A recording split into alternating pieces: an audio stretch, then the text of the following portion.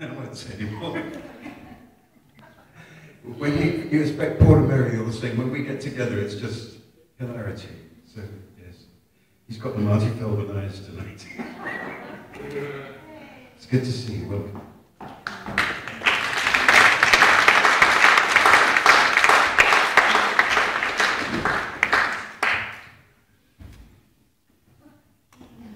Please do not lean on me.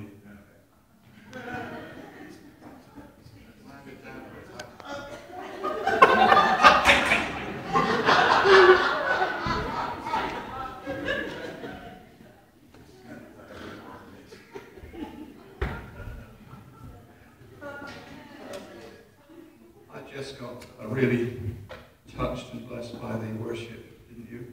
Yeah. I really enjoyed the touch of Mark Knopfler and a bit of the old piano of Elton John. It's just excellent. Thank you, guys.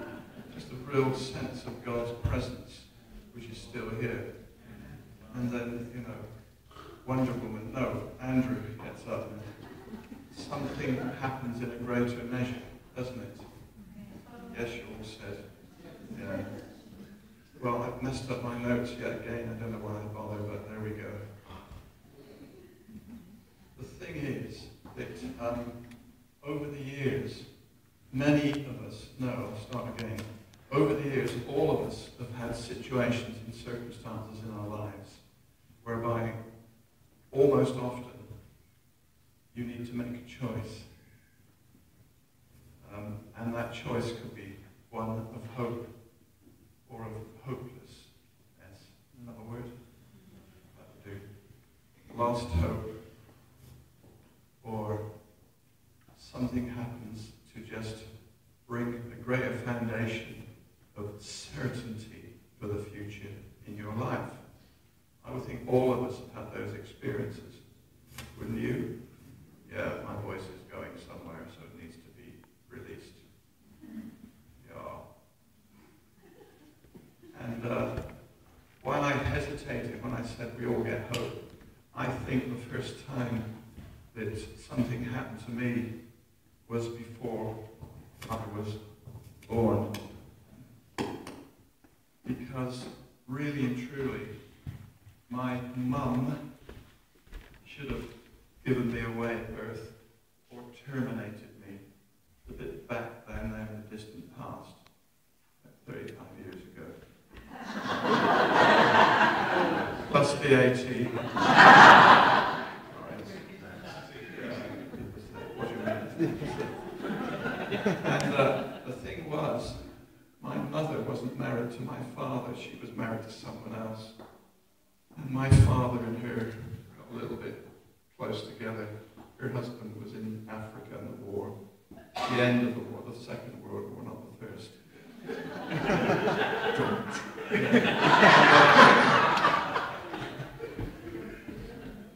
And my mum and dad got a little bit close together and had an entanglement, really. He's being really naughty, sorting out. And I think it was probably in a park called Victory Park, so I was conceived in Victory Park, which is interesting, yeah. And really and truly, I think she shouldn't have married him, kept to her husband. She didn't, she got divorced and then married my dad, and I was 2 years old when they were married, and things were brought into deception. Like they only gave me a copy of my birth certificate, not the real one, because it had my mother's original name on it, you know. I've got it now. What that did, I've been thinking about this as we've been going on. What that did, they kept me because they loved me. That's the thing. It was difficult for them to show love, but they kept me. And I'm really thankful. What that did, I think, was made me pregnant. Yeah. With hope. Because little Stevie in the womb was picking up all the uncertainty of life. Because I know, no one's told me this, but I know in my heart that my mother would have been encouraged to terminate me, or at least give me they didn't do it. They pushed through. Then she had at least three miscarriages. The whole thing was really difficult. But within me were the seeds of hope, which are fantastic. The thing about hope is, it is easy in this world of uncertainty to mix up what we hope for in an uncertain way. So you sort of think, this is the English language.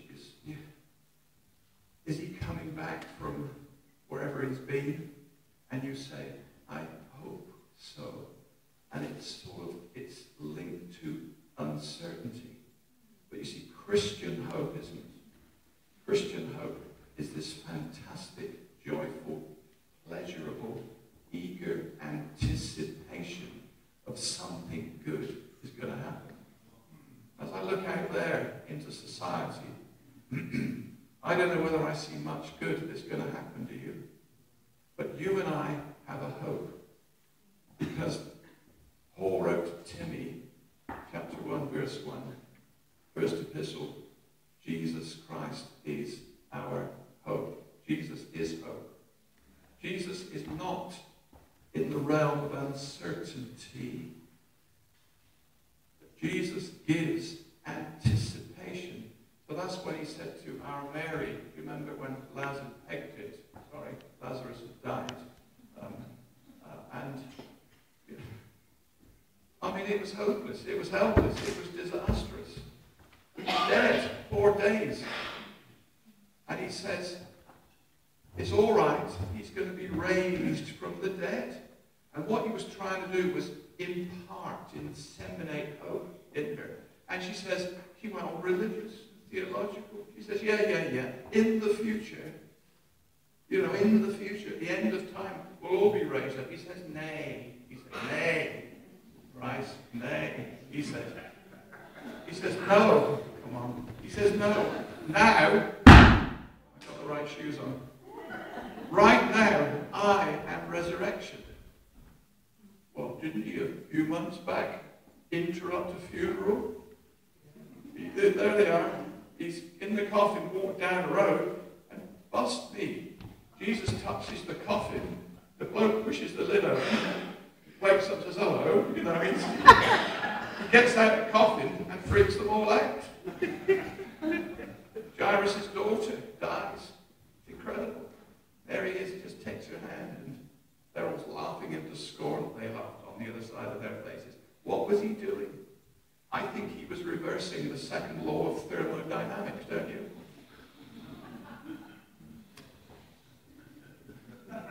Which sort of means, to me anyway, that everything's going into decay. Because what resurrection does, it reverses decay, deals with death, and we come back into God's creative order, which is life.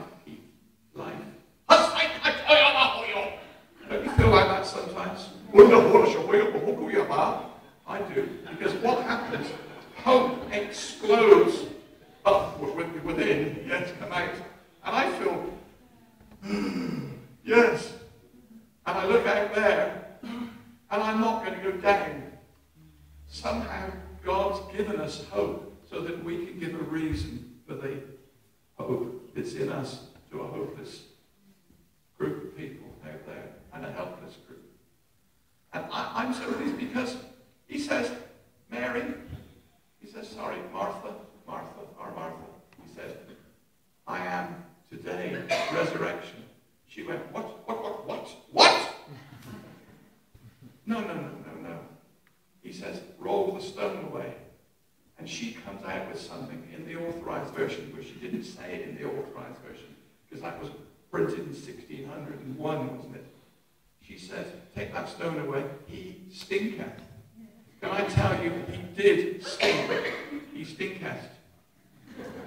Because decay, the second law, decay had begun to say to his body, do you want me to go on and on?